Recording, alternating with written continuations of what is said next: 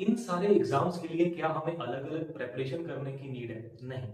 हम एक crash course लेके आए हैं जिसमें हम ये सारे एग्जाम्स आपके कवर कर सकते हैं। पंजाब यूनिवर्सिटी चंडीगढ़ का एग्जाम पीयूसीईटी, पीएयू लुधियाना का exam PAU CET, PAU Ballabhgarh का एग्जाम पीएयू बीएसईटी, जीएनडीयू का एग्जाम सीयूईटी आईसीआर 5 हो गए। 6वां एग्जाम अगर आप कोई जैसे खालसा कॉलेज का अपना एग्जाम है, ऐसे किसी और यूनिवर्सिटी या कॉलेज के अपने एग्जाम हो सकते हैं, वो भी कंसिडर कर सकते हो। तो ये जो टोटल 6 एग्जाम लगभग हो जाते हैं, इन सारे एग्जाम्स की सेम ही कोर्स में प्रिपरेशन की जा सकती है with our crash course. How it is possible? मैं समझाता हूँ। अकेले आप कंफ्यूज नहीं हो, ये कंफ्यूजन हर साल बहुत बच्चे फेस करते हैं।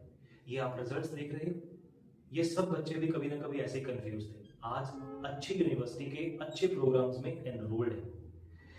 सेम कोर्स में ये सारे एग्जाम कवर कैसे हो सकते हैं मैं बताता हूँ। देखो, इनमें से जो एग्जाम सबसे पहले आने वाले होंगे वो होगा सीयूईटी आईसीआर का या फिर पंजाब यूनिवर्सिटी चंडीगढ़ का। तो उससे पहले पहले एक बार हम आपका पूरा सिलेबस कवर कर लेंगे। अच्छा, इन एग्जाम्स में ना जो रिड्यूस्ड चैप्टर होते हैं वो भी आते हैं। प्रिपरेशन के लिए ध्यान रखना, जो आप लोगों ने प्लस वन टू में स्ट्रिक्टली एनसीईआरटी फॉलो करते रहे उससे काम नहीं चलेगा।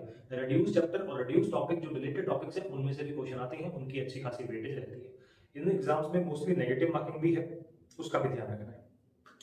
तो इसकी प्रिपरेशन करने के लिए जो हम नया क्रैश कोर्स शुरू कर रहे हैं उसमें हम कैसे करवाएंगे। स्टार्टिंग में सारे सिलेबस को chapter by chapter, concept by concept करेंगे। पहला चैप्टर शुरू करा, कंसेप्ट बाय कंसेप्ट पूरा चैप्टर कवर करा, उसमें जो जो भी क्वेश्चन लास्ट ईयर्स में इन सारे एग्जाम्स में आए हैं वो साथ साथ कवर करें।